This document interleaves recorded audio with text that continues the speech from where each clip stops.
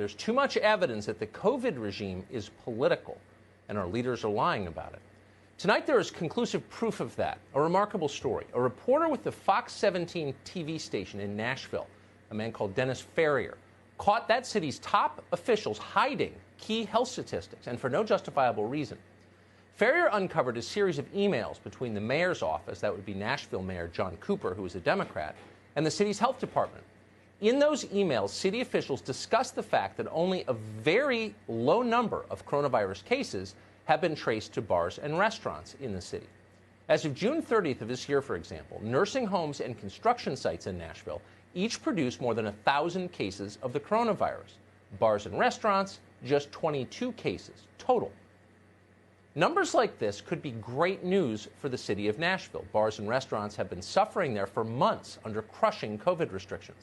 Thousands of workers have been laid off. Many businesses have gone under. Many more are on the brink. Over the summer, the mayor, Mayor Cooper, used the economic damage from his shutdowns to justify a massive 34% property tax increase on residents of Nashville. So quarantines have hurt that city quite a bit. Residents would have been thrilled to learn that bars and restaurants were safe once again. But the mayor refused to tell them that. He hid that information. After reviewing the new health numbers from bars and restaurants, a woman from the health department called Leslie Waller emailed this to Mayor Cooper's office. Quote, "This isn't going to be publicly released, right? Just info for the mayor's office."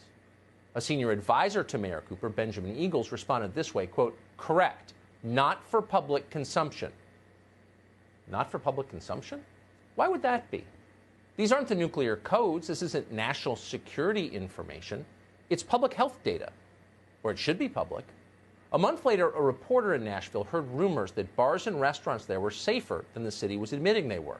So he emailed the health department to find out what exactly was going on. What are the numbers? Emails now show that behind the scenes, this simple request for transparency panicked city officials.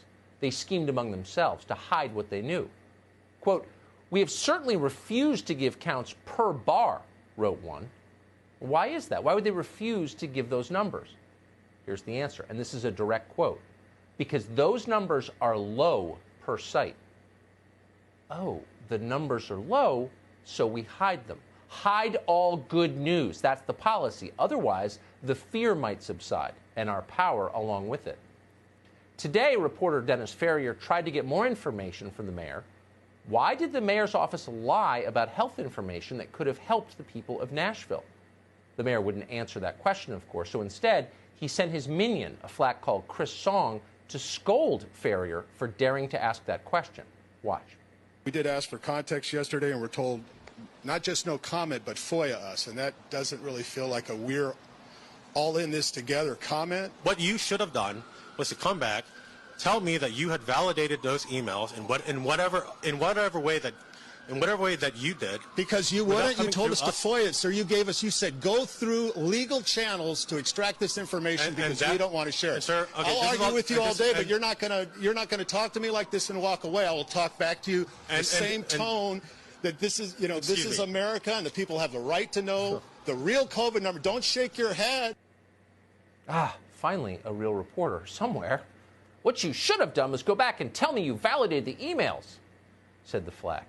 Rather than respond to the substance of the story, much less apologize and beg forgiveness for lying, the mayor's minion delivers a fussy little lecture about the proper protocol required before the public can ask a question of the mayor.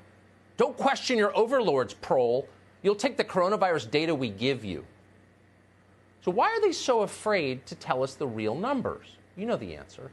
The more data you have about the virus, the more facts, the more science, the less frightened you may be.